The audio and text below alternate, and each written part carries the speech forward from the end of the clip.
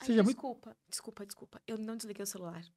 Ele pode tocar no meio do nosso podcast. Não vou fazer isso. Desculpa, gente.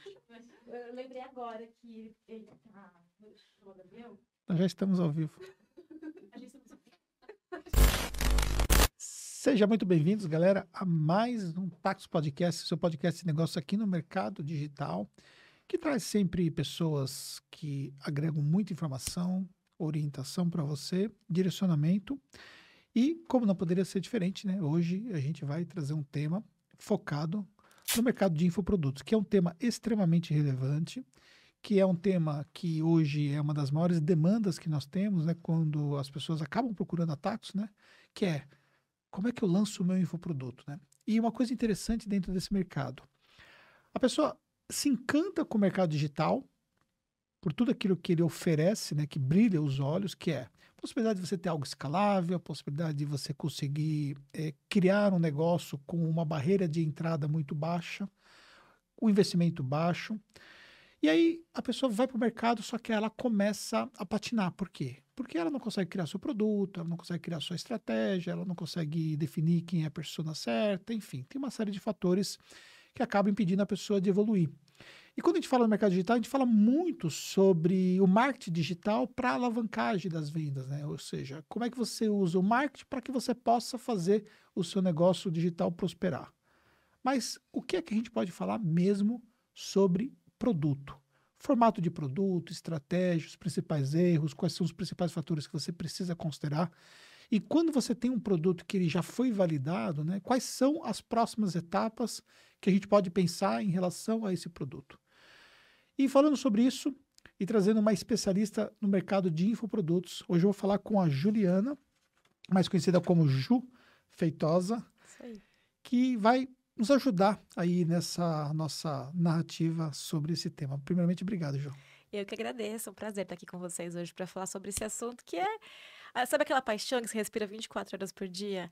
Transformar conhecimento em produtos de sucesso é uma das minhas paixões. Pois é. Eu estava vendo, inclusive, pessoas que lá atrás você já auxiliou, né? Eu vi que pessoas, assim, bem do início do digital ali, né? Eu brinco que a gente estava nas trincheiras do digital. Quando tudo era mato, a gente veio com a enxada e começou a construir esse mercado lá atrás. Primeira pessoa com quem eu trabalhei no digital foi o Gabriel Goff. E aí quem acompanha já mais das antigas vai saber quem é. Uma pessoa que tinha 10 mil alunos na época, que para aquela época era muita coisa. E que setou também, né? Criou, assim, uma barra de qualidade, de como fazer as coisas no digital muito grande, desde 2015, 2016, quando tá tudo ainda começando, né? Aqui no Brasil. Isso. Exatamente, né? Que quando a gente pensa no mercado americano, nós estamos falando de muito mais tempo, né? Que o o mercado mercado mais de maduro. infoprodutos muito mais maduro e tal. E o Goff faz pelo menos uns 2 anos que eu não vejo mais nada dele, né? Ele mudou, saiu do digital, tá? Num outro momento da vida dele agora, muito mais focado em autoconhecimento. A gente também nos fala já há algum tempo, mas foi um período interessante e de muito impacto para muita gente também, né? Que teve muito ligado à fórmula de lançamento lá atrás, né? Sim, ao Érico Rocha. E acho que o Érico ele foi o grande desbravador do mercado digital brasileiro, que trouxe o Fórmula, que começou a mostrar para as pessoas como... Não é que ele foi o desbravador do mercado de educação online, isso já existia, mas era muito focado nas escolas ou nas universidades, as instituições, né? E ele trouxe essa questão do expert. Você é um indivíduo que tem um conhecimento e consegue criar um negócio a partir desse conhecimento. Ele mostrou que existia essa oportunidade, porque até então realmente eram só as escolas trazendo os professores. E aí, de repente, as pessoas descobriram que elas também podiam ensinar e criar produtos e negócios lucrativos a partir disso. E ter uma estratégia de venda, né? Que veio justamente a estratégia de lançamento do próprio Fórmula, né? E empacotadinha, né? Eu acho que o Fórmula ele facilitou o caminho de você ter um passo a passo a ser seguido que qualquer pessoa conseguia aplicar. Ele trouxe isso muito estruturado, né? E, inclusive, pessoas, por exemplo, como o próprio Goff, que, tipo, né? O mercado de pôquer, né? Também o mercado de autoconhecimento e desenvolvimento, e que conseguiu, né? Você falou que chegou a ter 10 mil alunos. 10 mil alunos ativos, O que hoje já não é tão surpreendente assim. Não, hoje é normal você ter um infoprodutor, um expert com 10 mil alunos, mas naquela época era um marco, assim, porque as pessoas estavam começando a descobrir que podiam comprar. Gente, eu descobri minha idade agora. Eu sou da época que a gente comprava CD né, você ia numa palestra, principalmente nos Estados Unidos, e depois o palestrante vendia um kit com CDs das gravações da aula. Isso era o online, isso era o remoto. Porque a internet também não sustentava vídeos de tanta qualidade, então a coisa ela veio evoluindo, e aí, em meados de 2015, 2016, começou a realmente ganhar força, que as pessoas desconfiavam muito. Elas tinham desconfiança de e-commerce para comprar produto físico, imagina para comprar um curso de alguém, será que funciona, será que não funciona? A referência que as pessoas tinham era Telecurso 2000.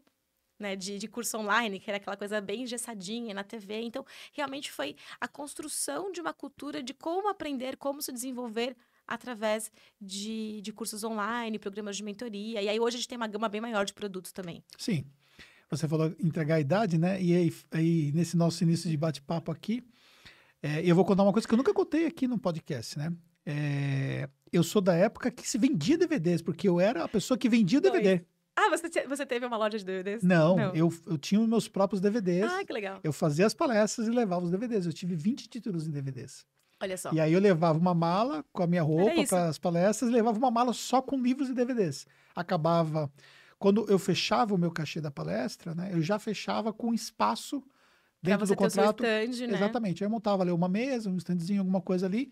E aí, no final da palestra, eu fazia um pitch e a galera depois ia lá e comprava os títulos em DVDs. Vocês percebem como as estratégias não mudam, né? Hoje a gente tem experts que ensinam como você faz eventos ao vivo para fazer pitches de venda e fazer a venda dos seus produtos high ticket, mais caros.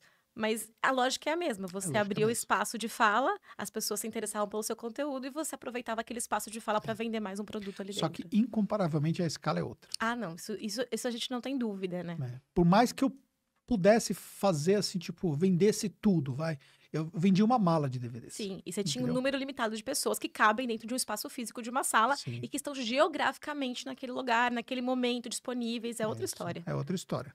E hoje a gente tem um mercado, passou por várias ondas, né? Que a gente pegou a onda, por exemplo, onde a maior parte de vocês sequer viram isso, né? Em que o Fórmula de Lançamento era vendido por afiliados. Sim. Entendeu? Os próprios alunos do Fórmula que se destacavam viravam os top afiliados da venda do próprio Fórmula de Lançamento. Então você tinha a Chris Franklin vendendo o Fórmula de Lançamento, o próprio Goff acho que chegou a vender também Fórmula de Lançamento. Você tinha, muita gente que hoje está até hoje aí vendendo, que a maior parte talvez nem conheça o Goff, mas muita gente que está vendendo até hoje, como o Viver de Coach, que é do Jerônimo Tema, ele vendia o próprio Fórmula também como afiliado. Ele foi cria do Fórmula, né? Ele começou a carreira dele realmente no Fórmula. Era case do Fórmula, né? Uhum. De transformação do próprio Fórmula. Ou seja, então é um outro momento. E eu estava lendo ontem, porque eu vou dar uma palestra esse final de semana, né? Eu vou falar justamente sobre a trajetória dentro do mercado de infoprodutos. E muita gente que acompanha aqui o canal da Tactus não sabe, né? Que eu sou infoprodutor. E sabe desde quando eu sou infoprodutor? O primeiro infoproduto que eu vendi foi em abril de 2014, pela Hotmart. Então, eu vou te contar uma coisa que eu acho que eu tô na frente dessa brincadeira, mas você sabe que eu acho que foi 2011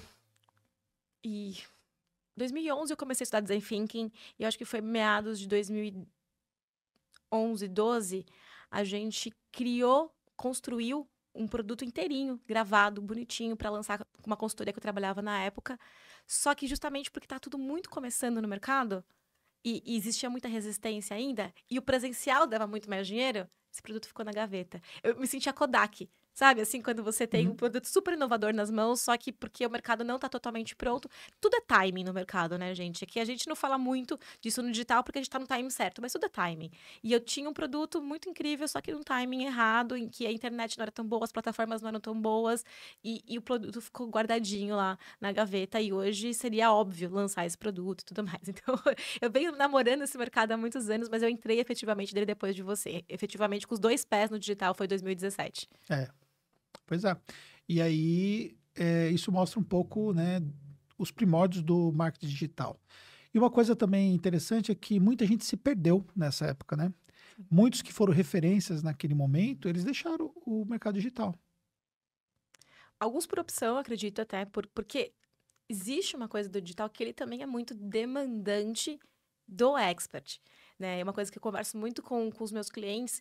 O produto que nasce do expert, muitas vezes é a história dele, carrega um pouco do expert, E chega, às vezes, um momento que o expert não quer mais ter disposição, ou que ele não quer mais estar ali na frente das câmeras o tempo todo. Então, se você constrói um negócio que é 100% pautado em você, é muito difícil fazer a transição depois para que ele continue a existir sem ter você como símbolo, você como marca, né? E foi, por exemplo, o que aconteceu na época do Golf. Apesar de existir a High Stakes Academy, que era a empresa e que tinha o nome, as pessoas compravam ele.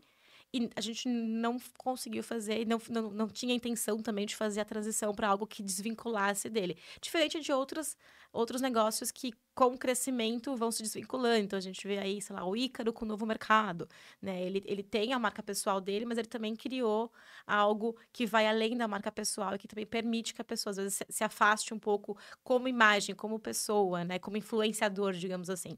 Então, tem esses dois... Que mais, além do Ícaro, você citaria? Eu acho que o pessoal do Corpo Fala...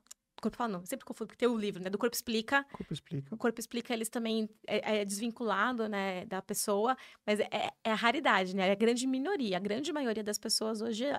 o negócio delas é elas. E a marca ia 100% focado ali nelas. Eu acho que me vem na cabeça esses dois exemplos, assim, mais fortes.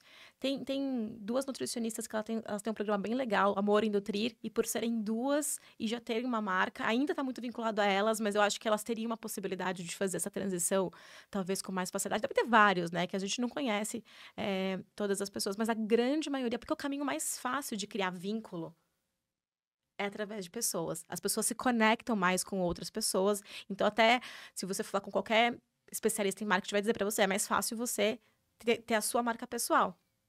Porque as pessoas se conectam mais. Mas, no longo prazo, isso exige do expert dedicação integral e, às vezes, difícil para abrir outras frentes de negócio e tudo mais. Então, é interessante pensar sobre isso também como estratégia, né? De longo prazo. Acho que de curto prazo, para quem está começando no digital, a gente nem pira nisso. É você, a sua marca, os seus valores, as pessoas vão se conectar com isso. Mas no longo prazo é interessante pensar o que de legado, né? E é por isso que uma coisa que eu sempre recomendo, não importa se você já é um expert experiente ou é dia 1, estou entrando no digital hoje, tenha um método autoral. Aquilo que você vai ensinar, crie o seu método, porque o método é algo replicável além de você.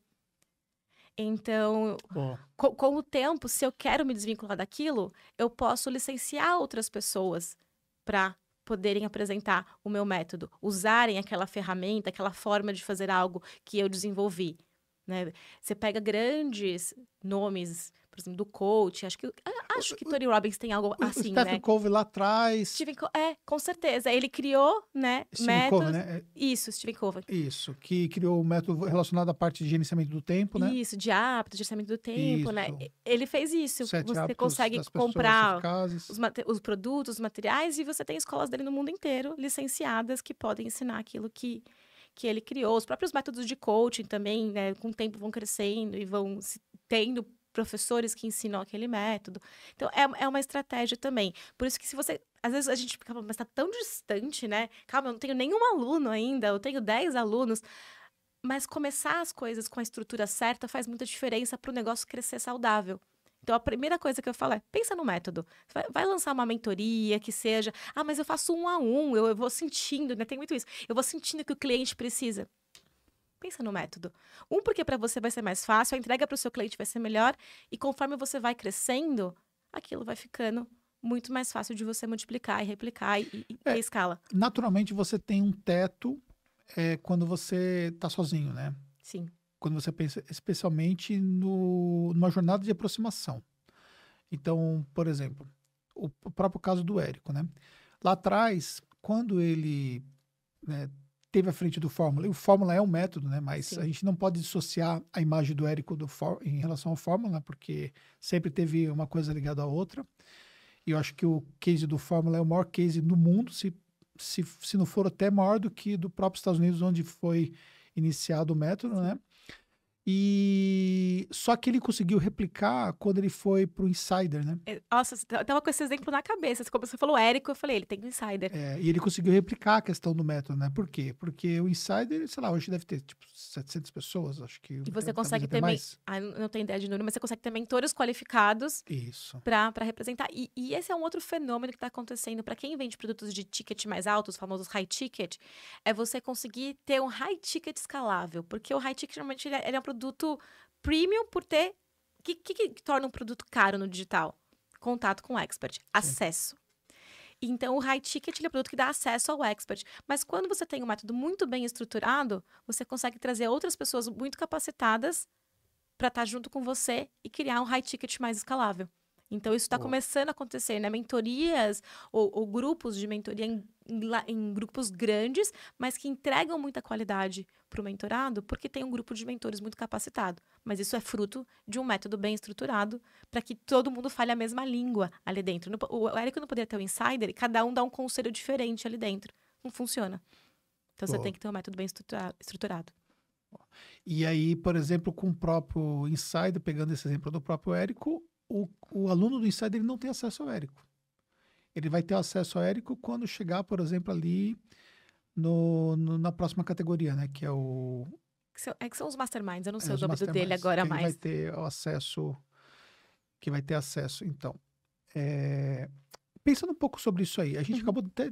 Eu pensei numa coisa que no início da nossa conversa aqui, e a gente já foi para o outro lado. Acontece. Mas vamos estressar um pouco mais isso que nós estamos falando. Depois a gente volta no início da conversa, que é para você que vai começar o seu infoproduto, né? As dicas iniciais aí para você sair do papel. Mas vamos ir um pouco além primeiro, porque a gente já está nessa linha aqui. Você falou sobre high ticket, até marquei aqui, high ticket escalável.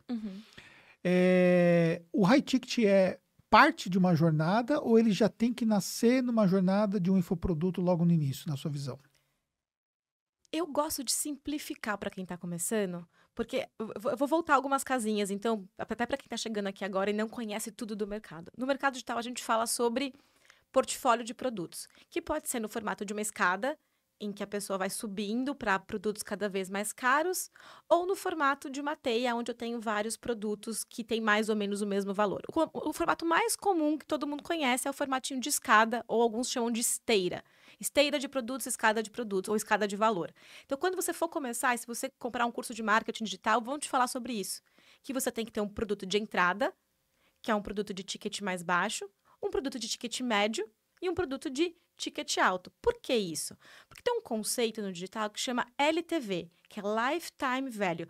Quanto o seu cliente gasta com você ao longo da vida. Para você ter um negócio de mais sucesso, você quer que o seu cliente gaste mais com você. Porque tem um custo de aquisição de um cliente novo. Então, quanto mais ele gastar com você, melhor. E para ele continuar gastando com você, ou você tem um produto de recorrência, que esse cliente vai comprar de novo, ou você tem uma escada de valor, que esse cliente vai subindo nessa escada, ou você tem uma teia de vários pequenos produtos que esse cliente vai comprar mais de você. Mas existe esse olhar estratégico para pensar que produtos que eu posso criar para fazer o meu cliente comprar mais de mim. E o modelo de escada é um dos mais fáceis, mais óbvios de criar, porque eu vou pensar, tá, o meu cliente vai evoluir comigo, então eu vou criar um produto mais baratinho, e o baratinho não quer dizer que ele precisa ser para quem está começando. Eu posso ter um produto de entrada para uma pessoa avançada. O que vai fazer ele ser um produto de entrada? Ele resolve um problema menos complexo, uma coisa mais simples, mais pontual. Uma dor específica. Dor específica, exatamente. E ele tem pouco contato com o expert. Então, ele é um produto gravado, ele é um template, ele é um checklist, ele é um e-book, ele é um produto tipo desafio. São aqueles produtos muito rápidos que pegam uma dor bem específica e resolve. Qual que é o pulo do gato aqui? Escolher uma dor que é significativa e que é pequena. Porque a pessoa tem que ter resultado, senão ela não sobe. Se eu comprei um produto seu e não me deu resultado, por que eu vou comprar o próximo? Ou seja, algo que ela vai poder aplicar imediatamente. Exatamente. E aí muita gente erra aqui, porque pensa assim, eu vou fazer um produto barato com uma entrega muito incrível.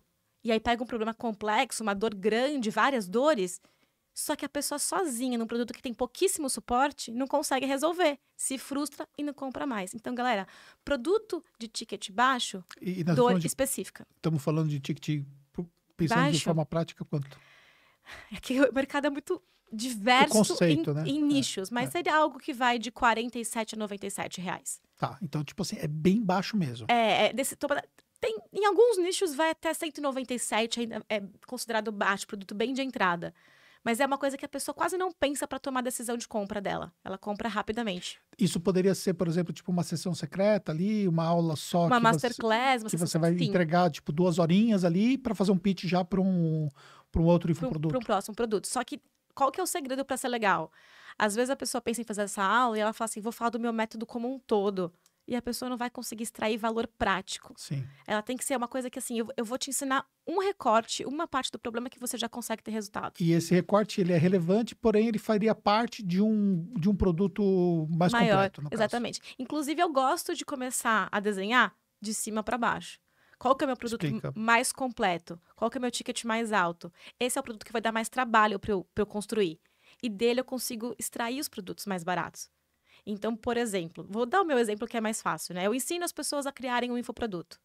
Qual que é o meu produto de ticket mais alto? É a minha mentoria, em que eu ensino tudo o que você precisa para criar e gerir um infoproduto. Dela eu consigo derivar um produto de entrada de como criar uma aula inesquecível, por exemplo. Por quê? Porque esse produto já está dentro do meu produto de ticket mais alto, porque eu ensino tudo ali dentro. É como se você pensasse assim, qual que é o maior problema que eu resolvo? Esse problema maior tem uma série de subproblemas que estão relacionados a ele. Então, o meu produto de ticket mais alto, normalmente, ele resolve esse problema inteiro, com muita assistência, muita proximidade com o expert, muita estrutura. O meu produto de ticket mais baixo pega um fragmento desse problema, uma coisa específica. Então, por exemplo, na hora de criar um produto, uma dor específica é como definir a oportunidade de mercado. Eu tenho, inclusive, eu não vendo ele hoje, mas existe, um guia de como identificar uma oportunidade de mercado. Isso pode ser um produto de entrada de R$ 47, por exemplo. É um PDF que a pessoa baixa e vai seguindo um passo a passo para fazer isso.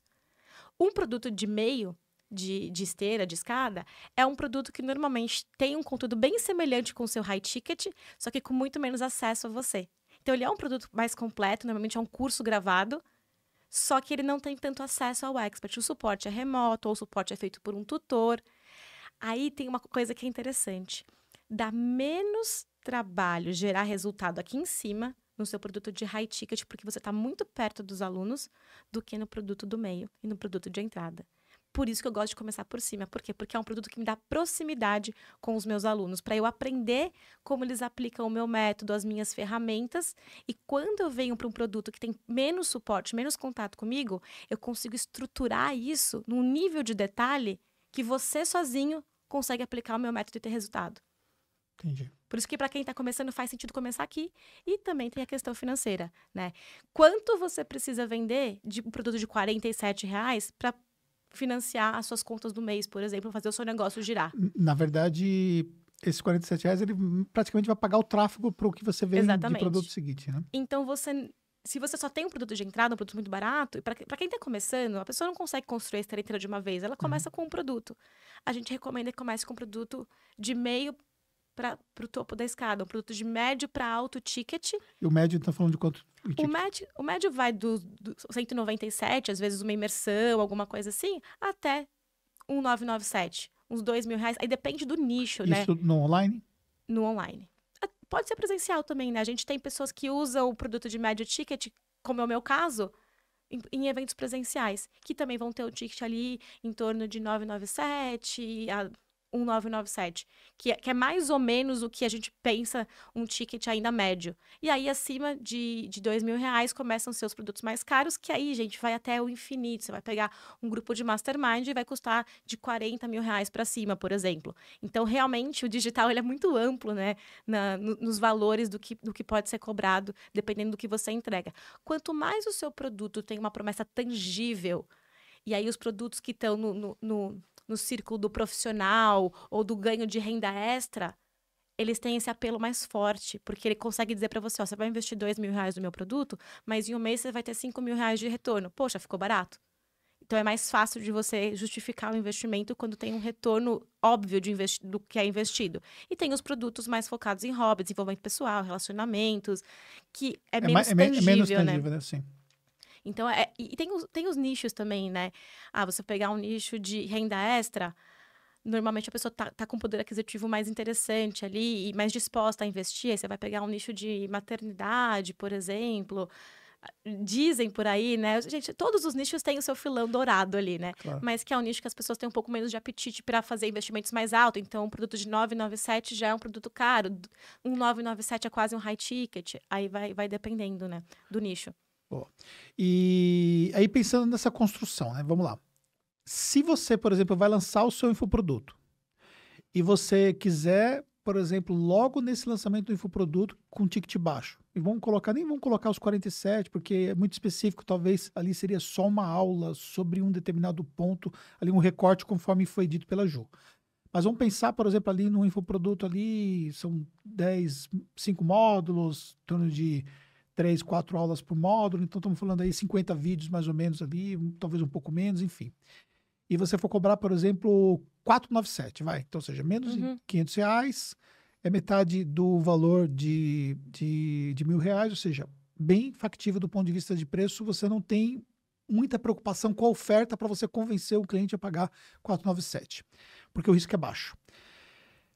Só que aí você dá total acesso a você no suporte nesse infoproduto. Nesse caso, seria um erro, Ju? Seria um erro. Na verdade, seria um erro entre aspas ou entre parênteses. Não é o ideal, no longo prazo, você dar esse acesso a você, porque vai ser difícil você subir depois na sua escada de valor para um produto mais caro que vai ter mais acesso. Então, normalmente, nesse tipo de produto, a gente vai fazer um suporte através da plataforma, ou a gente vai ter um grupo de alunos que tem um horário restrito ali para ter uma interação, ou as interações podem acontecer numa aula ao vivo com todos os alunos, através de um formulário de perguntas, por exemplo. Tem maneiras. Porém, porque eu falei que era entre aspas, é o seu primeiro produto. Entendi. Você pode estrategicamente se colocar disponível para quê? Para que você aprenda com os seus alunos. É difícil no primeiro infoproduto a gente fazer algo infalível, que está com a metodologia perfeita, que tudo vai funcionar, e você está ali justamente pertinho dos seus alunos para que você possa aprender como que eles estão implementando. Então, você já deixa isso especificado, inclusive, na oferta, faz parte da sua promessa, assim, essa é uma turma piloto e por este motivo vocês vão ter um acesso muito maior a mim, eu vou estar perto de vocês, eu vou corrigir o que vocês vão fazer, eu vou dar feedback para vocês, e isso é uma exclusividade dessa primeira turma. Então, você se coloca à disposição sabendo que aquilo é estratégico para você, mas não é o padrão para um produto com esse valor. Porém, gente, aqui, ó, importante. Não é porque o produto tem um ticket baixo que ele não vai entregar sucesso do aluno. O que é sucesso do aluno? É a combinação de uma boa experiência e de resultado alcançado. Todos os produtos, de todos os tickets, têm que entregar sucesso do aluno. O que muda são os meios para fazer isso. Então, se eu vou estar menos perto de você, se eu não vou te oferecer um suporte, se eu não vou corrigir as suas tarefas, eu tenho que te dar outros subsídios para que mesmo assim você conquiste o resultado. Porque o investimento caro ou barato é relevante ao resultado que eu tenho. Eu posso investir R$ 10.000 e ser muito barato porque eu tenho um ótimo retorno, e eu posso investir 97 e ser caro porque eu não tive retorno nenhum. Então, é interessante você não... Porque às vezes acontece isso, a pessoa fala assim, então esse produto é o meu ticket médio, é o meu ticket baixo, e faz o produto meio de qualquer jeito. Pior coisa que pode fazer, porque essa pessoa não vai ascender, não vai subir para o próximo nível da escada de valor dela, e o negócio dela não vai ter o retorno que precisa para se manter sustentável no longo prazo. Boa. Aí, pensando ainda nessa linha de produto. Então, vamos lá. No passado, a gente viu o quê? Algo que a gente vê menos hoje, mas ainda existe. Eu lanço um produto lá, por exemplo, de coach. Aí, dentro desse produto de coach ali, eu vou ensinar como é que é a metodologia e tal, como que você pode ter uma certificação de coach, crio lá a certificação XPTO do coach, Master Blaster e tal. Só que eu acrescento junto a esse produto, tipo lá, 12 bônus diferentes. E aí a pessoa aprende a fazer de tudo, né? Tipo assim, aprende a cozinhar no curso de coach. Do coach, sabe? Tipo, você coloca um monte de coisa. Hoje, você já vê que isso não é algo mais comum. Sim. Por que mudou esse conceito? Vamos lá. A gente tinha um gatilho mental, e aí quem está estudando marketing digital já ouviu falar dos gatilhos mentais, né? Que era o gatilho da reciprocidade. Então, a gente dava algo gratuito, que são os lançamentos, e a pessoa tinha esse gatilho de, poxa, o Anderson me deu algo, eu quero comprar dele agora, né? Por reciprocidade. E o bônus tinha um pouco disso também, né? De acionar em você, nossa, eu tô ganhando tanta coisa que eu quero estar com essa pessoa. Tinha também o gatilho da escassez. Muitos desses bônus, eles eram prometidos como para quem compra nas primeiras X horas ou para os X primeiros inscritos. E aí gerava uma escassez, uma necessidade de agir rápido nas pessoas para que elas tomassem a decisão de compra muito rápido. Se a gente fica racionalizando muito para tomar uma decisão de compra, a gente pode optar por não comprar. Então, tudo que a gente faz... compra é emocional. Num lançamento é apertar os gatilhos para que a pessoa compre emocionalmente o mais rápido possível, e isso ajuda. Porém, por muito tempo se acreditou que as pessoas compravam informação. Então, quanto mais informação eu colocasse no meu produto, mais sexy, mais atraente, mais interessante ele se tornava. Só que isso é mentira. As pessoas não compram informação, ainda mais numa era em que a gente está vivendo obesidade mental e excesso de informação. As pessoas compram transformação. E excesso de bônus, excesso de informação, atrapalha o processo de transformação. Por quê? Porque muita gente, assim, a grande maioria, paralisa enquanto eu não fizer esses 12 bônus, eu não posso colocar nada em prática, porque eu não estou pronto ou pronta. Então, o excesso de conteúdo nos produtos começou a ser prejudicial. E a pessoa fala assim, eu não vou comprar mais de você, porque eu nem acabei de fazer aqueles 12 bônus que tem no seu curso. E aquilo virava um tiro no pé, um efeito contrário. Em vez de você querer comprar mais de mim porque eu sou incrível, eu te dei muito conteúdo, você começava a não querer. Eu tenho uma metáfora para isso, que é o infoprodutor, que ele tem um buffet, coma quanto puder, e o infoprodutor que tem um menu degustação. Você vai no buffet, coma quanto puder, o que tem ali? Tem de sushi a pizza no mesmo buffet. E você tá com o seu prato ali, você vai pegando um pouco de cada coisa, Mistura não tem tudo. um cuidado, né? Você vai comendo. Quando você acaba de comer, ou você tá com indigestão muito cheio, ou você não sabe dizer exatamente o que você gostou ali. Ah, legal. Talvez valeu o dinheiro, mas não é um lugar que você recomenda para os seus amigos, assim, olha, vai lá, porque Comida à realmente. vontade. Você come o que você quiser. Então, Acaba sendo negativo. pois é. E a gente tem muito curso hoje que é assim. É um grande buffet. A pessoa grava um monte de aula, pega 12 bônus de assuntos aleatórios, pega. Ai, gente, esse daqui eu detesto. Pega todas as lives que já fez na vida, bônus. E aí tem 177 lives que o aluno não sabe como aplicar aquilo, como usar aquilo, qual que é a sequência daquilo. Paralisa o aluno. Ele sai com indigestão. O menu degustação é o infoprodutor que fala assim, tá, eu quero gerar em você essa experiência para você ter este resultado. E ele vai selecionar um conteúdo com 2, 3 opções de combinação, porque no menu degustação você pode escolher. Você quer o prato vegetariano, você quer carne, você quer ave, você quer peixe. Então, você tem escolha, porque adultos gostam de ter escolha, mas elas são limitadas e elas são estruturadas, combinadas. Então, não tem uma jornada a percorrer ali. Então, quando tem um bônus, não é um bônus qualquer largado ali. É um bônus que faz parte da jornada. E tem que tomar muito cuidado também. O bônus não pode parecer que está faltando alguma coisa no curso. Então, se a minha promessa para você é, eu vou te ensinar a fazer um mousse de maracujá, e eu tenho um bônus, como fazer um mousse de Como maracujá, fazer a calda do mousse. tá muito errado, porque isso faz parte. Agora, se eu tiver um bônus que é a variação do mousse de limão com a base do mousse de maracujá, opa, não faz parte da minha promessa, Entendi. tá super conectado, ou como fazer um bolo com mousse de maracujá.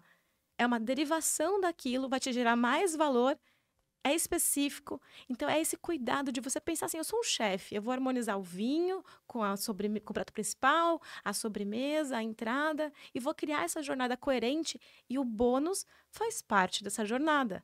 Tem que ser algo que não deveria fazer parte do meu produto, mas que se fizer vai gerar valor. É como se fossem 3 gavetas. A primeira gaveta é o que as pessoas precisam saber para chegar na solução do problema, sanar aquela dor que elas tinham. Segunda gaveta é o que é bom que elas saibam. E a terceira é onde ter mais informações. Primeira gaveta é o conteúdo do seu produto. Segunda gaveta é o seu bônus. Terceira gaveta, referências do seu curso. Você organiza o seu conteúdo dessa forma, você não exagera, não erra a mão, não põe mais do que a pessoa precisa, porque senão você não vai gerar resultado. E o que você mais quer é o seu aluno tendo resultado, porque ele vai te dar bons depoimentos, vai melhorar a sua autoridade, vai te indicar e vai comprar mais de você. Bom. É isso que faz girar.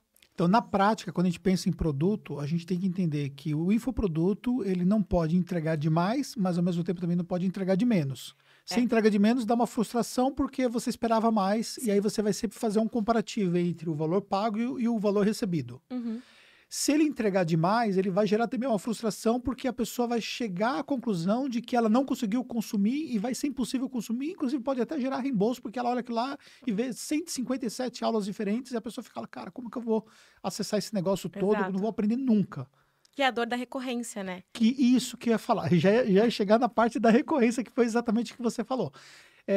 Que é a dor da recorrência. E aí, dentro da recorrência, existem estratégias específicas para você não gerar esse tipo de frustração, né? Exatamente, porque o seu aluno não pode achar que ele está perdendo, que ele não está aproveitando tudo aquilo que ele poderia, senão aquele valor passa a ficar caro para ele e ele vai deixar de assinar ou de comprar de você. Então, é sempre você achar essa medida certa. É o famoso flow. O flow é quando você tem um nível de desafio e um nível de habilidade que o nível de desafio é só um pouquinho acima. Então, você tem que correr atrás. Aí, você chega aqui e você entrega algo mais. A recorrência, ela tem que manter o aluno em constante flow. Um curso também, durante a jornada dele, em constante flow. Você está sempre se sentindo desafiado, mas não demais que te paralisa e nem de menos que te deixa entediado. É sempre aquela medida certinha. Então, aquela recorrência que está tudo disponível o tempo todo é um ponto de atenção, porque pode ser que o seu aluno, com o tempo, perca o interesse. Você criar programas dentro da recorrência, algo que a pessoa está sempre com alguma novidade, sempre se envolvendo e que vai vindo para ela dentro de projetos, de estratégias, faz mais sentido para a pessoa continuar ali, porque ela percebe que ela está sempre extraindo valor daquilo. Ela não se desconecta da recorrência. Né? Oh. Aí eu vejo, por exemplo, quando você olha para modelos de sucesso, como o próprio modelo que o Ícaro criou, né? Uhum. Em termos de recorrência, e a gente também tem a questão hoje do curso de gestão de tráfego, né, do Sobral, né, que é gigantesco lá, deve ter por volta de 200 aulas, né? Sim. Acho que é bem desafiador, né? É desafiador, mas aí tem que olhar o contexto do mercado. Um curso como o do Sobral, por exemplo, ele é, entre aspas, profissionalizante. Então, aquela pessoa sempre vai querer saber mais daquilo, sempre vai querer estar mais atualizada ou sempre vai estar vivendo uma problemática que ela vai buscar a solução ali. Eu, particularmente, não conheço tão de perto, eu nunca entrei na comunidade Sobral. Mas o que eu imagino, né? Agora imaginação, tá, gente? Talvez eu esteja errada. Mas é que ele tem, assim, não fez isso Sobral, vamos conversar para fazer. Ele tem organizado a comunidade por problemáticas. Então, e se eu quiser fazer isso? E se eu quiser fazer aquilo? E se eu viver uma situação como essa? Porque é isso que eu ensino para os meus mentorados, inclusive, quando eles precisam, eu faço, mas Juliana, eu preciso colocar muito conteúdo, porque o valor do meu produto está em ser uma grande biblioteca. Mas aonde se diferencia da biblioteca? A biblioteca está tudo lá e eu tenho que saber fazer a pergunta certa. E é difícil fazer a pergunta certa. O que você faz? Você faz as perguntas certas pelo seu aluno e organiza o seu conteúdo através das perguntas certas. Então, se você está com dificuldade de fazer isso, isso aqui é a resposta. Se você quer fazer isso, veja isso daqui. E aí eu consigo navegar de acordo com a minha necessidade. Eu não preciso consumir tudo que está ali. Eu só preciso ir naquilo que eu estou de desafio no momento. E eu vou usando. Aquilo me serve. Né? Eu tenho clientes que são médicos. E eles criam produtos que também têm essa característica de serem densos em conteúdo. Mas é como se fosse a biblioteca para o médico. E ele se torna relevante porque eu estou com um caso clínico aqui.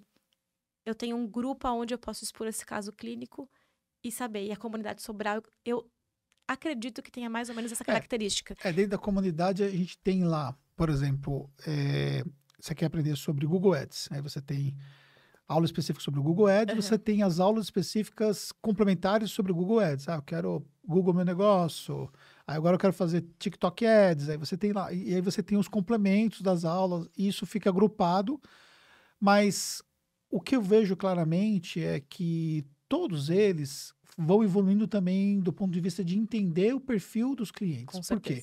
Por analisar dados. A pessoa comprou a plataforma, a pessoa não acessou, ou a pessoa acessou isso e daqui ela acessou o que mais.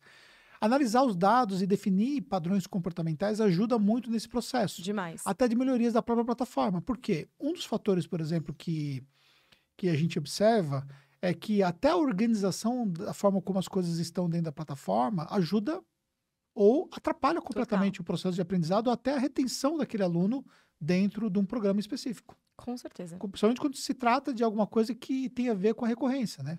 Porque o que essas plataformas vendem elas fazem o lançamento do curso, mas você, na verdade, está assinando uma recorrência anual. Sim. Ou seja, daqui a 12 meses, ela vai, né, novamente... Vai te ofertar para você continuar. Continuar tal, dentro daquela plataforma. Ou você tem, por exemplo, algumas plataformas que fazem a recorrência mensal também, né? Que também é desafiador e muitos perceberam que o churn era muito alto, né? O churn de mensal é muito alto. Eu acho que... Não sei se alguém faz mensal ainda. A grande maioria, todo mundo que eu conheço, assim, até migrou, né? Global, migrou para o anual, porque você tem um compromisso que vale o seu... Porque qual que é o problema, gente? Custo de aquisição de cliente. O custo de aquisição de cliente é alto. Hoje está ficando cada vez mais alto no digital. Então, se eu tenho um compromisso com você de 1 ano, pelo menos o meu custo de aquisição né? Eu tenho uma garantia, uma previsibilidade de receita um pouco melhor. E aí eu vou trabalhar nesse 1 ano para que você queira continuar comigo por mais tempo, trazendo sempre algo que você enxerga que para o seu negócio tem valor ali dentro, para sua profissão, para sua vida. Tem algum valor que você quer continuar ali. Boa. E pensando em termos mesmo de estratégia do expert, né? Você falou sobre a questão de acesso. Uhum. E isso é uma coisa, por exemplo, que no início de uma jornada, o expert ele está muito acessível. Sim. Ele é acessível, por exemplo, as pessoas falarem com ele no Instagram, às vezes as pessoas têm lá o WhatsApp dele, ficam ali, de uma certa forma, demandando ele no privado.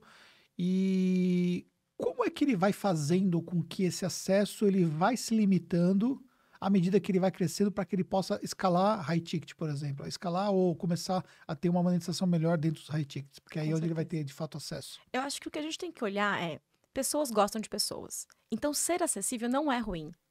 Porque às vezes a pessoa está começando e ela fala assim, não, eu tenho que me colocar num lugar mais inacessível, senão as pessoas não vão comprar o meu produto. Ao contrário, quanto mais valor você gerar para as pessoas, mais elas vão comprar de você. Acontece que conforme você cresce, isso fica impossível. Por isso, você vai usar um robô, você vai usar um atendimento feito por outras pessoas. Mas quando você é pequeno, você tem que usar isso a seu favor.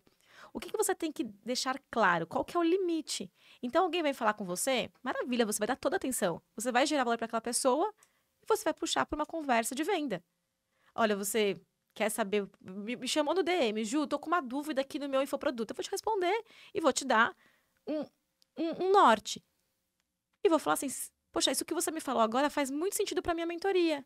Vamos conversar, deixa eu te apresentar minha mentoria. Você vai aproveitar cada uma dessas interações como uma oportunidade de venda. E você, com toda a educação do mundo, quando passar do limite, vai falar assim, olha, isso que você está me perguntando agora é o que eu vendo na minha mentoria. E se você quiser ter acesso, vai ser um prazer. E você corta no momento certo. Mas estar acessível, responder às pessoas, não é nenhum demérito. Pelo contrário, é até um diferencial para quem está começando. Poxa, eu quero ensinar tráfego. Como que eu vou competir com o Sobral? Você vai ser muito mais acessível que ele. Você vai falar assim, olha, você quer começar no tráfego, eu tenho 3 anos de tráfego nas costas. Eu vou pegar na sua mão. Eu vou te mentorar. Eu vou mentorar você e mais 5 pessoas só. Eu vou verificar as suas campanhas e vou te dar feedback. Coisa que o Sobral não teria condições de fazer Nunca. mais. Entendeu? Então, você se diferencia não pelo conteúdo. Porque, na boa, você não vai produzir mais conteúdo que ele. Ele tem uma equipe gigante, ele tá fazendo isso há muitos anos. Mas você se diferencia no pegar na mão, na prestação de serviços que o grande não consegue A fazer. relevância dele é muito maior, obviamente. A capacidade de investimento de tráfego é infinitamente Sim. maior. Não tem como comparar, né? Mas às vezes você vai pegar alguém que tá dentro da comunidade dele e fala assim, mas eu não tô conseguindo fazer tal coisa. Poxa, vem cá, deixa eu olhar sua campanha, eu faço com você. Então, é importante também a pessoa que tá começando, ela saber que ela vai escalar, criar as bases para escalabilidade, mas fazer coisas que não escalam. Por quê? Porque é isso que vai diferenciar ela dos grandes no começo, até que ela tenha um nome mais reconhecido, que ela tenha mais depoimentos, que ela tenha prova social de que o que ela faz é diferenciado, ou que ela tenha um método que é diferente, mais simples, mais rápido, mais efetivo, mais barato do que as outras pessoas, e aí por isso eu tenho motivo para comprar dela. Mas no começo, um dos grandes diferenciais é esse. Eu te dou acesso. Eu falo que a experiência tem 3 pilares. Autenticidade, que é eu sentir que aquilo é feito para mim, e quando eu sou pequena eu consigo customizar para você, você vai sentir isso com mais força. Não que na escala não dá, na escala dá também, mas isso aqui é mais perceptível. O outro pilar é pertencimento. Aí é difícil você brigar com alguém que tem uma comunidade tão forte, mas você pode fazer ela pertencer àquele microgrupo que você está criando com muita intensidade. E o último é o cuidado. As pessoas querem se sentir cuidadas. E você, quando você está pequeno ainda, você consegue demonstrar esse cuidado com muita intensidade. Você consegue estar muito perto das pessoas ainda. Óbvio. Lembra que eu falei lá no começo? Crie seu método, tenha estrutura, tenha delimitado, assim, quais são as regras, né? Olha, eu vou estar com você, vai ser assim, eu vou, sei lá, verificar 3 campanhas suas, dentro desse período de tempo, o tempo de resposta é esse. É bom ter normas desde o começo, porque senão vira, às vezes, um relacionamento abusivo, né? Entre mentorado e mentor, né? A pessoa acha que ela tem aquela pessoa como se fosse consultor tempo um real dela, funcionário né? até dela, né? E não é o caso. É legal você ter esses limites, mas você também entender assim, como eu posso demonstrar mais cuidado, mais autenticidade, mais pertencimento, usando a minha vantagem, que é, eu tenho só 10 alunos hoje e não 10 mil alunos, que eu posso fazer de diferente para que esses 10 vejam valor em mim e às vezes paguem até mais caro para estar comigo do que estar numa comunidade com outros 10 mil. Ou as duas coisas. É muito comum também acontecer. Eu tenho um produto mais escalável de um expert muito grande, mas eu compro um serviço ou compro uma mentoria muito mais próxima de um expert menor, porque eu preciso desse apoio mais próximo. Boa. E pegando o exemplo do que você falou sobre a questão de acesso, eu vou pegar o meu próprio exemplo, né? Hoje eu tenho, dentro dos nossos grupos de mentoria, são cerca de 200 mentorandos. Então, é um número considerável, grande. Só que lá atrás, quando eu comecei a movimentar mais os programas, eu ofertava mais, né, com o objetivo de trazer mais pessoas. Uma oferta que eu fiz, por exemplo, foi num dos lançamentos que eu fiz, num evento que eu fiz, eu ofertei 1 hora comigo, individualizada, para cada pessoa que assinasse. Só que assim, na hora que eu fui entregar, cara, ficou muito sobrecarregado para mim, entendeu? Porque assim, eu tinha as entregas em grupo para serem feitas, que já consome, e tinha as entregas individuais, né? Então tinha dia, por exemplo, que eu dava 3 consultorias para poder conseguir entregar, porque eu tinha uma janela de tempo, né? Porque todo mundo que assinou esperava que dentro de 15 dias, Sim. então eu abri uma agenda, e essa agenda ficou super sobrecarregada para mim, e isso me deixou muito desgastado. Você acha que eu cometi um erro? Em geral, quando a gente não tem noção do número de inscritos e a gente está apostando e fazendo estratégias para que esse número possa ser grande, é muito perigoso a gente ofertar. Então, num caso como esse, você poderia ter usado o gatilho da escassez e falado assim, olha, vai ter uma sessão individual as 5 primeiras pessoas que se inscreverem. Porque às vezes, em alguns casos, essa sessão individual, ela é tão importante para o resultado que a pessoa vai ter com a mentoria. E no final do dia, o mais importante pra gente, pro nosso negócio, é que as pessoas tenham resultado. Porque o meu negócio cresce à medida que meus clientes crescem e têm resultado. Que você poderia pensar, ok, quem da minha equipe eu posso formar com um protocolo bem organizado para fazer esse diagnóstico inicial, ou para dar essa orientação inicial para as pessoas. E esse call individual do começo, ele é um call de compromisso também. É como assim, agora eu me comprometi com o Anderson, eu tenho que fazer as coisas. Então, é legal ter, mas você poderia não ter prometido com você. Você poderia ter prometido um call individual, e aí você poderia delegar isso para outras pessoas, ou usar o gatilho da escassez, ou dar um prazo de tempo também maior durante todo o período da mentoria, ou você poderia fazer em pequenos grupos. Tem alternativas para não tirar o elemento de você vai ter uma conversa de mapeamento do seu negócio, mas fazer isso de um jeito que não mate o expert no meio do caminho, né? Isso acontece muito, assim, algumas pessoas vêm me procurar porque falam, Juliana, eu tenho um ótimo produto, ele tá dando muito resultado para os meus alunos, mas eu tô a 1 segundo do burnout. É triste isso, né? Por quê? Porque eu tô me entregando tanto Incrível, né? nesse produto. Por que isso acontece? Porque não tem um método super bem desenhado, porque essa pessoa não consegue delegar nada. Então, todas as 100% correções, depende os da pessoa. atendimentos, tudo depende da pessoa. Ela fala, eu não consigo delegar, porque ninguém sabe fazer o que eu faço. O expert tem dificuldade de formar time, braços Muita. estratégia da mão dele. Ele consegue formar volta time dele. assim, eu tenho um social media, um designer, um filmmaker. Mas não para entrega mesmo É. do produto em si. Normalmente as pessoas começam com suporte, que é o mais óbvio, né? Mas o suporte mais administrativo, que é aquela pessoa que vai, não consegui acessar o link da plataforma, quero um reembolso, tô com um problema de tempo, qualquer coisa assim.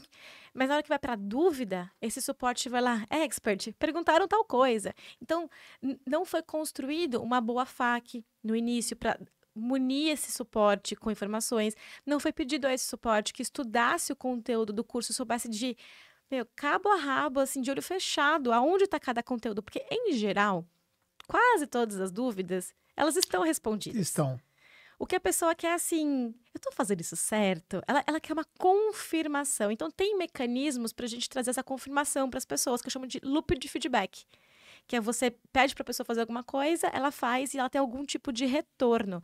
Que isso pode vir de outras pessoas que não do expert, quando bem protocolado. Então, uma vez eu tive uma cliente da área de copywriting e ela ficava verificando loucamente, também uma roteirista, nesse mesmo modelo, todas as lições dos alunos. E insuportável. O que a gente faz? A gente vai criar um modelo em que ou esse aluno possa se autoavaliar, ou um outro aluno possa, de alguma forma, avaliar isso, faz parte do processo de aprendizagem, ou eu consiga formar tutores que consigam avaliar isso. E aí, os casos fora da curva, eles vão para sessões de análise coletiva.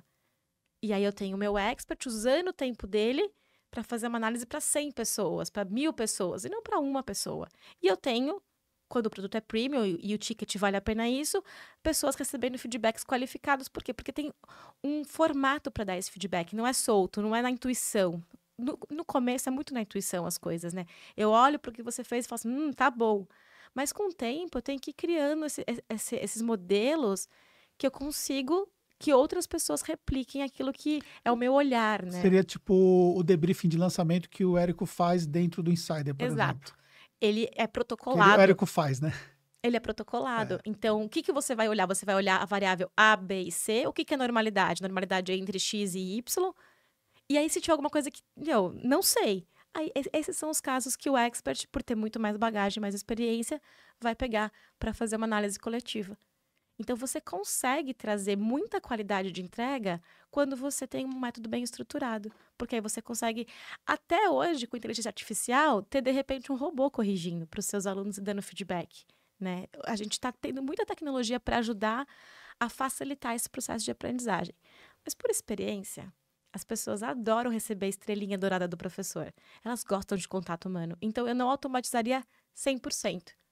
Eu acho que ter momentos de contato humano é super importante também, porque existe compromisso quando eu tenho contato com outro ser humano. Poxa, eu me comprometi com o Anderson. Tem um fenômeno interessante. Uma vez foi um consultor que me falou isso assim. Quando a pessoa compra minha consultoria, ela se compromete tanto em fazer dar certo, porque tantas pessoas têm resultado comigo, que se ela não tiver, é como se ela tivesse falhado. E não eu. Então, a pessoa faz um esforço extra para dar certo pela minha reputação. Então, quando você vai criando uma reputação como expert, de dar resultado para as pessoas, é como se a pessoa comprasse o seu curso e ela falasse, agora eu tenho que dar certo. E aí, a própria pessoa se esforça mais, se compromete mais. Por isso que é tão importante ter prova social, por isso que é tão importante ter depoimentos, porque a pessoa fala, tá todo mundo tendo resultado com aquilo. O que o Érico fez, né? Quando ele traz os depoimentos do 6 em 7 e tudo mais, é como se a pessoa comprasse o fórmula e falasse assim, se eu não conseguir fazer um 6 em 7, a culpa é minha.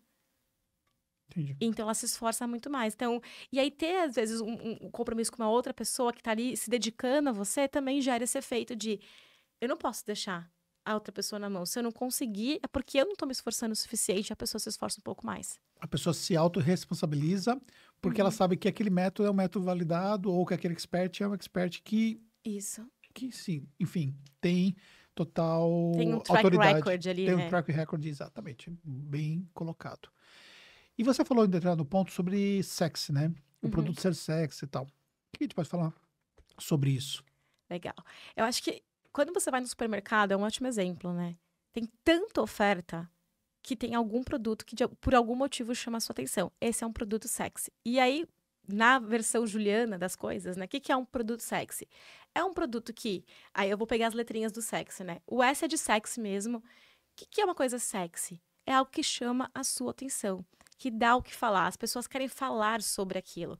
Um produto que é sexy é um produto que ele resolve tão bem o problema que ele se destina que as pessoas querem falar sobre ele, querem indicar ele. Ele chama atenção, porque ele tem algo ali que está gerando nas pessoas o resultado que elas querem. Ele é um produto que é, de alguma forma, exponencial. Por quê? Porque no digital, a gente pode fazer coisas que não escalam, mas a gente tem que pensar sempre que o que vai sustentar o nosso negócio é ele ser escalável. Ou escalável, né, em volume, ou escalável em preço. Ou eu vou ter muita gente pagando um preço ok, ou eu vou ter poucas pessoas pagando um preço alto, mas eu preciso escalar. E o legal do infoproduto é que ele pode ser exponencial, porque o crescimento do número de alunos não implica no crescimento proporcional de infraestrutura e de custos, que é o conceito de exponencial. Uma tecnologia exponencial, ela cresce, mas ela não cresce em custos que ela gere, em estrutura que ela demanda. Um curso online, ele pode ser assim, um infoproduto pode ser assim. Então, eu tenho que sempre olhar para o que eu estou criando e perguntar, tá, eu vou fazer coisas que não escalam agora, mas o que acontece quando eu crescer? Como que eu posso escalar isso? Como que eu posso tornar isso mais exponencial? Ele é estratégico.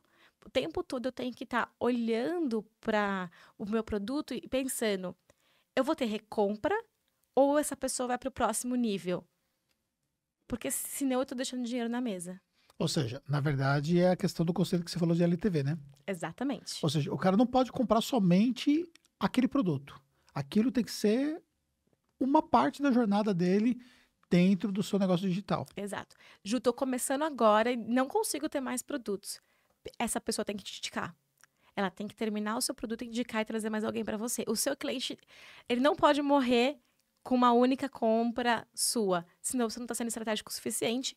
E o produto estratégico também é aquele que um produto deriva outros, como eu expliquei logo no comecinho. Se eu tenho um produto high ticket que tem a metodologia super completa, o que eu consigo tirar dali para ter um produto de entrada? Ou para ter uma isca digital, que é um conteúdo gratuito. Então, o estratégico é você ter algo que faz a pessoa comprar mais de você, ou te indicar, ou comprar produtos mais caros, e que eu consigo, com facilidade, derivar um produto do outro. Porque nosso tempo também, como infoprodutores, a gente usa muitas funções, muitos chapéus diferentes, então é legal que a gente consiga otimizar o tempo. E o Y, a pessoa não conseguiu encontrar uma palavra boa com Y, ficou o fator Y, né? O fator Y, que é aquele fator que gera na pessoa a vontade de falar porque ela nunca viu nada daquele jeito. Então, o sexy, ele é atraente, ele chama a sua atenção.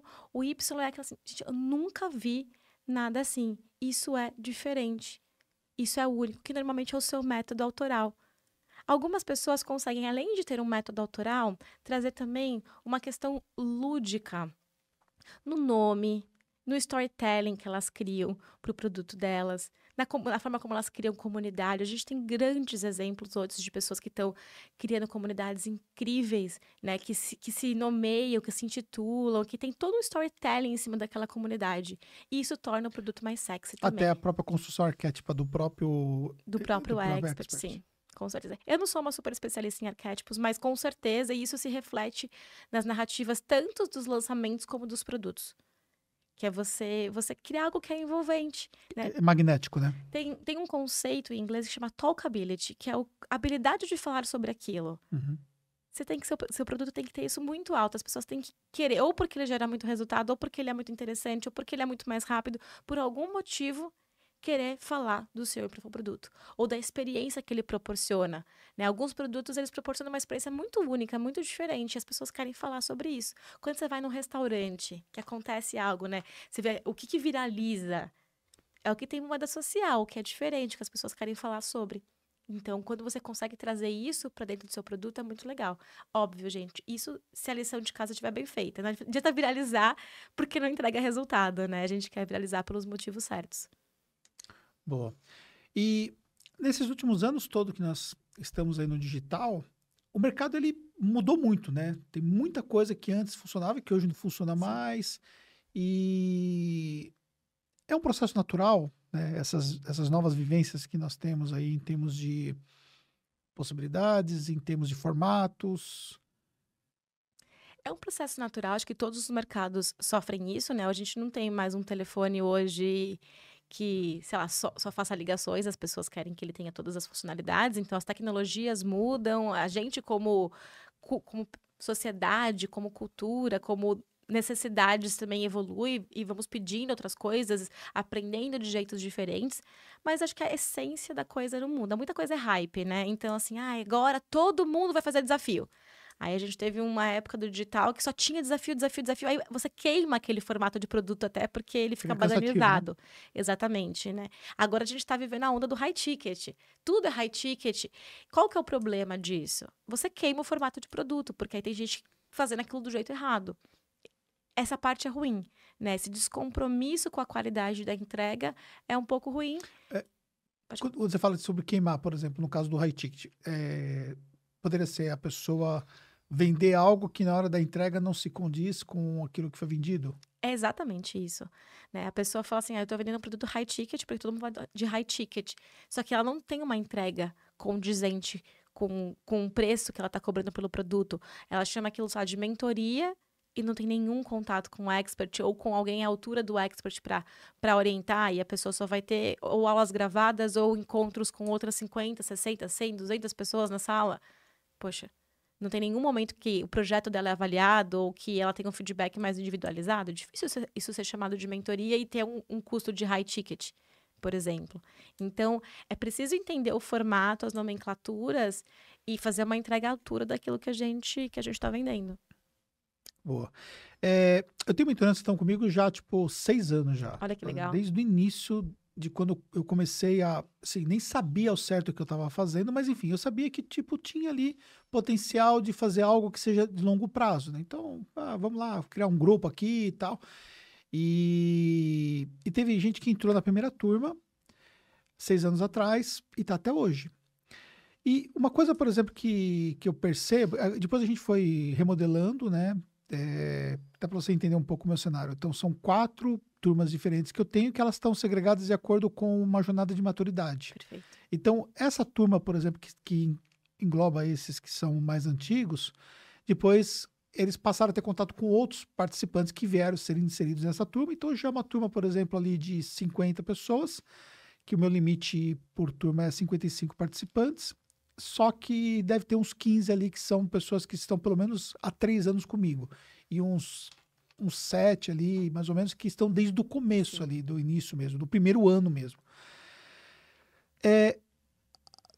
O nível de entrega dessa turma é totalmente diferente da turma mais iniciante, né? Do grupo mais iniciante. Por exemplo, quem está no nível dessa turma, por exemplo, ele está muito mais focado no relacionamento, está muito mais focado no que a gente vai fazer junto com o Anderson, a amizade que foi criada, ou seja, um conceito total de mastermind mesmo, Sim. né? E também de coisas complementares que eles conseguem ter por estarem ali. O nível de visibilidade que eles conseguem ter, muitos já têm também outros infoprodutos para o mesmo mercado que eu estou inserido, Sim. como expert e tal. Já quem está aqui numa fase inicial, ele é muito mais carente no sentido de atenção, de que ele precisa estar ali tendo um feedback constante, sabendo se ele está fazendo certo, o nível de questionamento são coisas extremamente básicas e tal. Entender esses perfis é algo realmente necessário para você ter sucesso dentro de um programa estruturado de high ticket? Primeira pergunta. E complementando essa, qual que é a segunda pergunta? Esqueci. Responde a primeira pergunta e depois Vamos eu lá. faço a segunda. Com certeza. Quando a gente fala de persona, às vezes a gente tem uma sensação de que é uma coisa demográfica, né? A idade, o sexo, aonde mora, o poder aquisitivo, o que ela tá buscando, o problema que ela tem.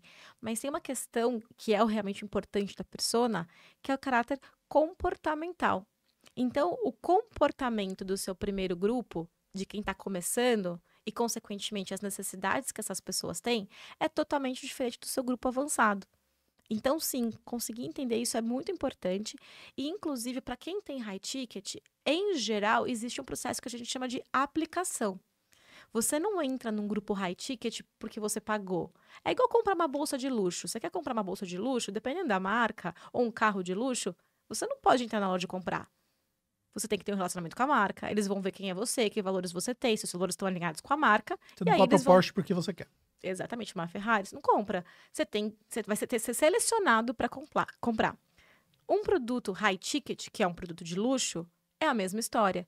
Você vai aplicar para fazer. E nesta aplicação, nós normalmente colocamos questões que mostram pra gente os quesitos comportamentais e aonde essa pessoa tá. Porque a gente pode atender vários perfis. Complicado é misturar todos esses perfis, porque eles têm necessidades diferentes. Ou se a gente agrupa, a gente tem que ter mecanismos para conseguir atender essas diferentes necessidades, porque num produto high ticket, eu espero muito mais autenticidade, muito mais cuidado, muito mais pertencimento. Uma pessoa que está no seu 4º nível, se ela estiver convivendo muito com quem está no primeiro, ela não vai se sentir pertencente.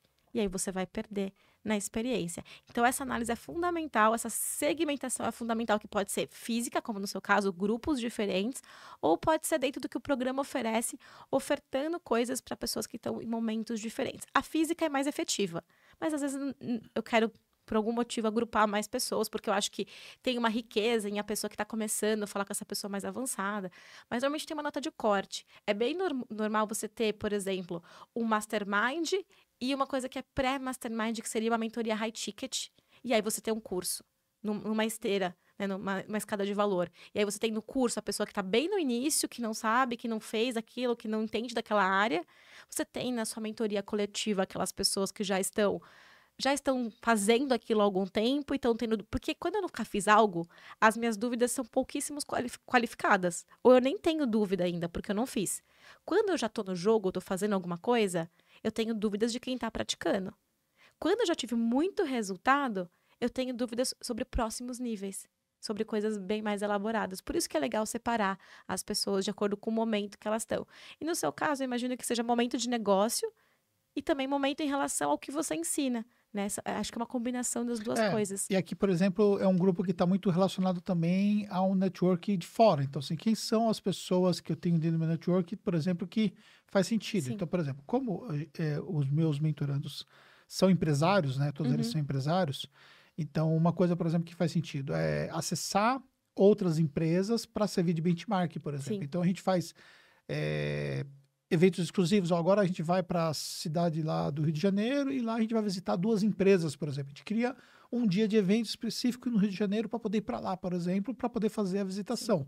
E lá eles vão ter acesso ali a benchmark dessas empresas e tal. Ou eu trago pessoas, né, que são empresários para falar sobre aspectos de alto nível para entregar para esse grupo. Já não adianta eu trazer, por exemplo, um mega empresário que eu traria para esse grupo aqui, para esse grupo que está numa fase inicial, porque o Não vai aproveitar. distanciamento é muito grande, entendeu? E aí ele vai levar sobre, ele vai falar sobre como é que você estabelece uma gestão por OKRs e o cara que está começando ali só quer pegar os primeiros clientes contábeis Sim. dele. Então, ou seja, está muito distante de uma realidade dele. Então, é por isso que a gente segregou isso também. E uma coisa também que eu vejo que faz total sentido é que tem que existir uma diferenciação de quem é pertencente a esse grupo aqui. Sim. Então, por exemplo, o nosso evento que nós temos, que é um evento ao vivo, nós levamos lá 2.700 empresários contábeis para esse evento. Essencialmente empresários contábeis, cerca de 80% do grupo é empresários contábeis ali. E no stand, nós fizemos lá uma. A gente sempre faz alguma coisa diferente, né? Esse ano, dentre outras coisas que nós fizemos uma comunicação visual onde nós colocamos o nome de cada membro do grupo Platinum ali, né? Dentro dessa Uhum. comunicação visual e tal. Poxa, o pessoal, tipo assim, ficou super, né? Sim. Chegou lá, viu no stand, tinha uma Pertencimento. parede total. Só que só estavam os membros do grupo Platinum. Sim. Porque, de uma certa forma, eu faço o quê? Eu vou fazendo uma escada para que Para a esses pessoa membros desejar estar naquele lugar, vão né? chegar um dia lá. Só que para ele chegar um dia lá, ele precisa performar para isso, Uhum. para que ele possa ter outros níveis de discussão quando ele estiver dentro Sim. desse grupo e tal. É mais ou menos isso que a pessoa pode construir do ponto de vista aí de estratégia, né? Total. A gente está falando de status, né? De acesso, que são coisas que o ser humano deseja naturalmente. Você falou do evento, né? Normalmente nesses eventos a gente tem 2 tipos de ticket, ou 3 tipos de ticket, e sempre tem um ticket que é o ticket VIP, que é o ticket que a pessoa vai estar mais próxima do expert, ou dos experts, né? Dos palestrantes, que ela vai poder jantar com essas pessoas, que ela vai ter acesso. E isso diz algo sobre ela também. Porque alguém compra um carro de luxo? Não é só porque aquele carro é bom, é porque aquilo diz algo sobre aquela pessoa. Então, você estar no grupo Platinum, você estar num grupo de Mastermind, diz algo sobre você, sobre os seus resultados, e isso tem que estar explícito o tempo todo, porque a pessoa compra, você falou, as pessoas compram muito mais o relacionamento, e é exatamente isso. Porque chega uma hora que não é mais só sobre conhecimento, você não tá lá mais estudando e consumindo um monte de coisa.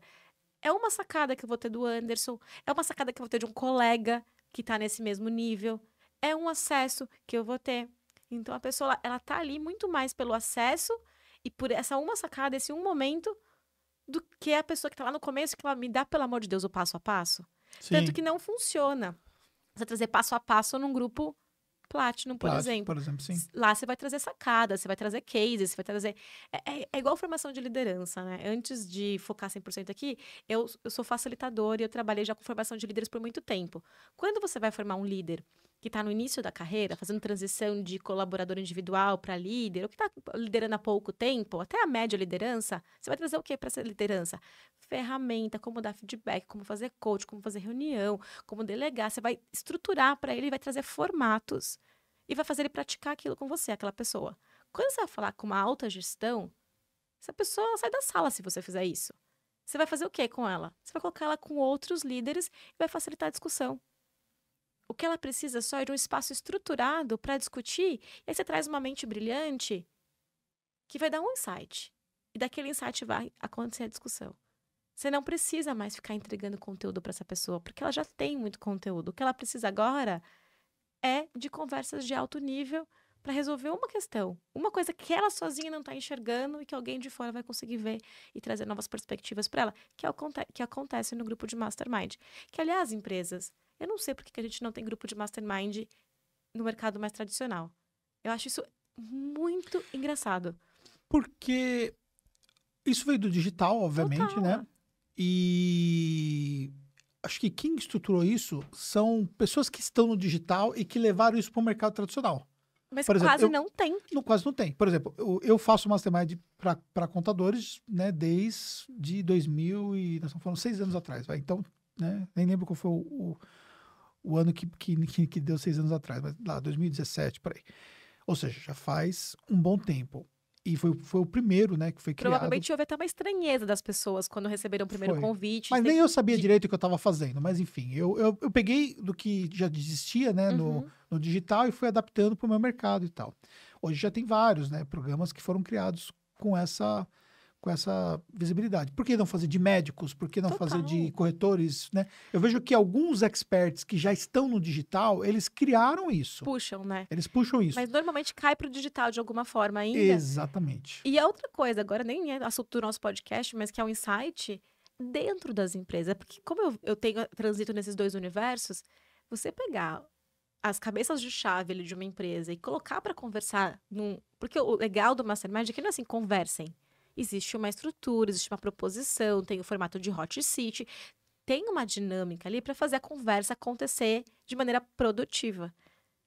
Isso não acontece. Parece incrível, parece um óbvio, né? Mas essas pessoas não se conversam, elas não têm esse espaço de conversa, elas estão juntas em reuniões de conselho, em reuniões que o meu objetivo nessa reunião é mostrar o quanto eu sou bom e os resultados do meu time e garantir a minha verba. E não uma reunião para eu conversar e expor as minhas vulnerabilidades. Porque o barato do Mastermind, gente, não sei se alguém aqui já teve a oportunidade de participar, é que você está numa posição vulnerável. Você senta numa cadeira de Mastermind para falar assim: não estou conseguindo fazer isso, ou fiz isso e não tive resultado. E as pessoas te ajudam. E se sente bem com isso. Muito. Se sente bem em se colocar vulnerável. Exato. E o que é engraçado, né? Os próprios líderes de masterminds, né, que são os próprios experts que estão à frente dos masterminds que foram criados dentro de um high ticket, eles também são mentorados em outros momentos quando eles estão inseridos em outros masterminds, que são meio que parecidos com o mastermind dele. Então, vamos supor, o próprio cara que está no mercado digital, que ele tem um mastermind dele, ele está num outro mastermind do mercado digital, e em outro momento ele está sentado na cadeira de um colega dele para poder discutir vulnerabilidades do próprio negócio dele. Exatamente. E naquele outro momento ele está ali como mentor e conduzindo ali com os seus mentorados ou com os participantes do Mastermind ali aquele momento de hot seat, por exemplo. Esse é um dos grandes segredos do aprendizado que pouco se fala. Para que nós adultos possamos aprender, a gente tem que estar num ambiente seguro. Sim, Essa exatamente. segurança de poder expor, e às vezes no Mastermind, como existe muita proximidade, um grupo pequeno, 40 pessoas, 50 pessoas, você vai criando esses laços de confiança entre, né, de segurança psicológica entre as pessoas. Às vezes num curso isso não acontece. E a pessoa não se expõe e ela termina o curso sem ter resultado porque ela não se sentiu segura para se expor. Então, um dos cuidados que a gente tem que ter também em qualquer produto que a gente tenha é criar esse ambiente de segurança para que as pessoas possam aprender, possam perguntar, possam se expor, porque é assim que elas vão verdadeiramente aprender. Quando você estava falando dos 4 níveis, né? Uma coisa interessante também é saber que nós temos diferentes papéis enquanto experts. Nós temos o papel de professor, que é quando a gente vai lá e fala assim, ó, tá aqui a aula, é assim que a gente vai fazer, esse é o método. E normalmente você faz isso para quem? Para quem tá lá no começo. Precisa desse papel mais professoral seu. A gente tem o papel de mentor, que é quando você já entendeu algo, você está fazendo, mas aí você vai ter os desafios, né? Pensa na jornada do herói. O herói é sempre o aluno.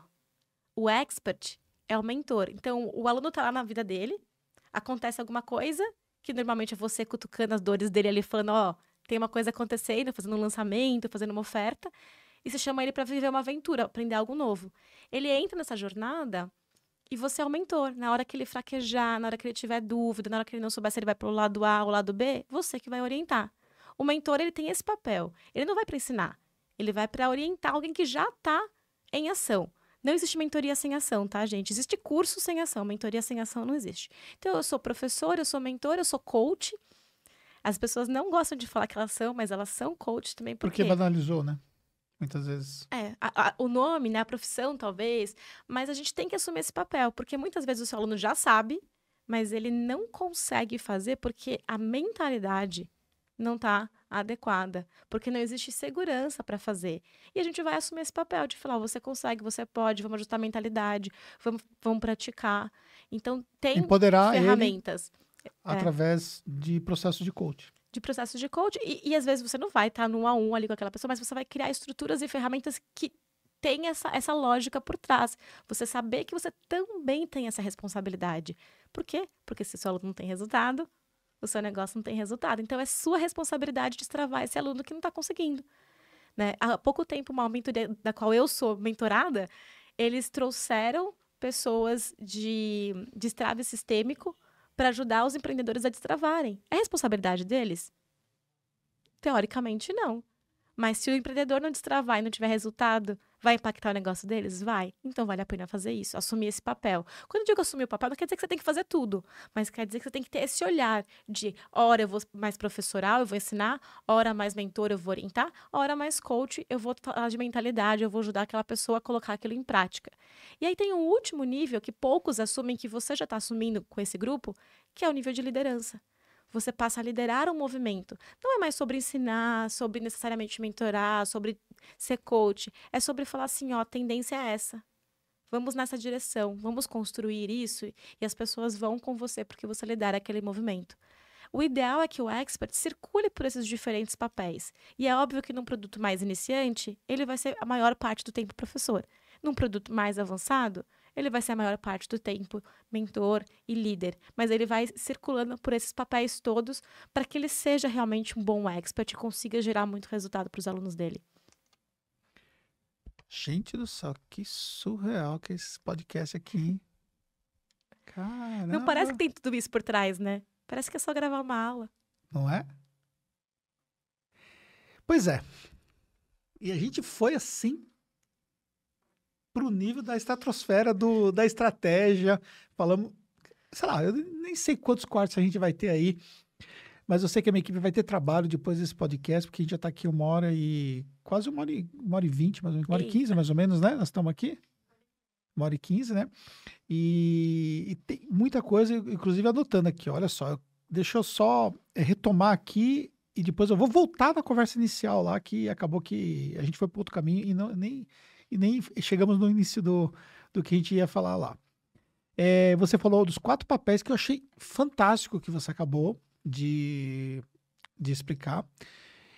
E o bacana que a gente tem de estar à frente aqui de um podcast, que eu trago os meus convidados e eu pergunto para os meus convidados aquilo que eu gostaria de perguntar para mim mesmo, né? Você viu que eu trouxe meu próprio case aqui, fui jogando as coisas ali, porque são coisas que eu também estou ali aprendendo com a expertise dos convidados, né?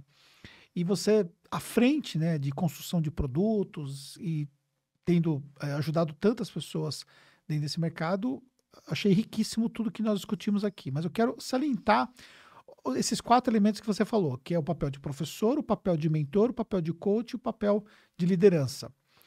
Pensando nesses 4 papéis e pensando do ponto de vista de produto, se eu quiser fazer um papel de liderança ou de mentor num produto inicial, eu estou errado? Você não está errado, mas você vai ter que fazer isso através de algumas ferramentas e, obviamente, vai ser uma porcentagem muito menor. Entendi. Eu tenho que ser mais professoral num produto de entrada, porque aquela pessoa precisa da base. Entendi. Não adianta eu querer mentorar alguém que não sabe o que tem que ser feito. Porque o que é a mentoria? A mentoria é quando você está no jogo, está fazendo e eu tô te dando orientações de como seguir. Então, por exemplo, a minha mentoria hoje. Para a pessoa fazer a minha mentoria hoje, ela passa por uma aplicação que ela já tem que ter infoprodutos criados no mercado ou que ela tem que já está prestando serviços individualmente há bastante tempo, mas de forma estruturada. Por quê? Porque senão ela não tem como perguntar as coisas para mim. Porque ela precisa o quê? Ela precisa de uma estrutura inicial para criar o seu primeiro produto. E Aí você é não vai- outra história. É outra história. Você não vai fazer isso Na dentro da mentoria. mentoria. Ela pode... Tem conteúdo para fazer isso lá. Mas eu, como expert, sei que não é o melhor produto para ela. Por quê? Porque ela só precisa da estrutura. Ela vai ter dúvidas que vão fazer a mentoria fazer sentido para ela, naquele nível, mais para frente. Entendi. Então, é melhor que eu tenha um produto mais professoral e que eu apareça como mentora através de um suporte, que posso ser eu, pode ser alguém da minha equipe. Ela vai ter, né? Eu não acredito que tem nenhum produto sem nenhuma mentoria. Sim. Mas a proporção seria, sei lá, 70-30. E numa mentoria é o contrário. É 70% de mentoria e 30% de conteúdo. E num mastermind como esse, é 30% de mentoria, 50% de liderança. As porcentagens do papel que você vai assumir, elas vão diminuindo. O papel de coach também, ele está presente em todos os níveis. Por quê? Porque o papel de coach é o papel de falar de mentalidade. Então, no nível mais inicial, o que eu vou fazer? Vou fazer um bom onboarding, que é a recepção do meu aluno, e eu vou conversar muito com ele sobre essa mentalidade que ele precisa desenvolver. Eu vou provocar ele a desenvolver novos hábitos. Por quê? Porque às vezes, sem isso, o meu conteúdo não vai fazer efeito, porque ele não vai conseguir aplicar. Então, eu preciso usar esse papel. Só que não vai ser no 1 a 1. Vai ser através de uma aula gravada. Então, você vai usando os papéis, mas em porcentagens diferentes e com métodos de entrega diferentes. Boa. E você tem um bootcamp, né, no caso, né? Esse bootcamp é um programa presencial. Ele é um programa presencial para quem quer criar o seu primeiro infoproduto ou quem já está no mercado, mas quer criar um infoproduto muito rápido. E ele tem esse caráter que mistura 50-50, digamos assim, de mentoria e mentora e professora, né? Por quê? Porque eu vou ensinar o método, só que como ele é presencial, ao vivo, imersivo, a pessoa vai aplicar o método na hora. E aí eu assumo o papel de mentora, de como que tá sendo, deixa eu ver. Entendi. E a gente vai trocando Você vai dando direcionamento, vai trocando o chapéu a todo caso. momento. Então, é possível também. É um produto de entrada, que é para quem tá começando. Na verdade, é um produto de valor, né? De meio de escada, que oferece muito esses dois papéis, de professora e de mentora. O papel de coach vai aparecer também em alguns momentos, quando a pessoa estiver resistente, mas como ele é muito rápido, é quase que não dá tempo da pessoa ter resistência. E aí é o papel que vai ficar bem menor nesse produto. E ele tem duração de? 48 horas, que são 2 dias. Em sala de aula são 16 horas, mas a gente brinca que são 48, porque você não vai dormir, porque você vai ficar pensando no seu infoproduto a noite inteira, para chegar no último dia, produto prontinho para ser lançado, página de vendas criada, produto aceito na plataforma, pronto para vender. A ideia é essa. Muito, muito bom isso aí. Até aqui no nosso descrição do vídeo eu vou deixar o link para vocês poderem conhecer de perto o Bootcamp e ter acesso aí a esse acesso que a Ju está dando para vocês aí poder participar. Arrisco dizer que é um dos primeiros do mercado neste formato de realmente mão na massa, vamos construir o seu produto juntos em 48 horas.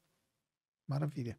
E aí, para a gente poder finalizar, e pensando justamente nesse público também, dicas práticas para a pessoa iniciar o seu produto. Primeira coisa que você faz, quero criar um produto a partir do seu conhecimento. Ju, mas eu não sou especialista em nada. A partir de algo que você, pelo menos, tem muita paixão para estudar, gostaria de se aprofundar. Muito difícil, gente. Assim, aí tá todo mundo falando de milhas. Vou ser professor de milhas. Se você não gostar de milhas, de viajar, difícil você conseguir ser um bom professor nessa área. Então, normalmente parte de algo que você já viveu, já experienciou, ou de algo que você quer muito viver e experienciar. Você não precisa ser faixa preta, você precisa estar uma faixa acima da pessoa que você se destina a ensinar. Que justifique, né, o produto, né? Exatamente. Então, às vezes a pessoa fala assim, mas eu preciso... Não, você não precisa ser o mais especialista, mas você vai ensinar uma pessoa que está no nível de conhecimento abaixo de você. E aí vem o pulo do gato, que as pessoas pulam essa etapa. Tá, o conhecimento é uma coisa. Você vai pensar, que problema na vida das pessoas esse conhecimento resolve?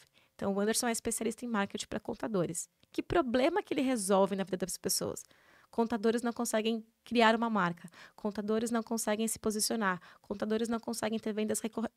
Quais são esses problemas?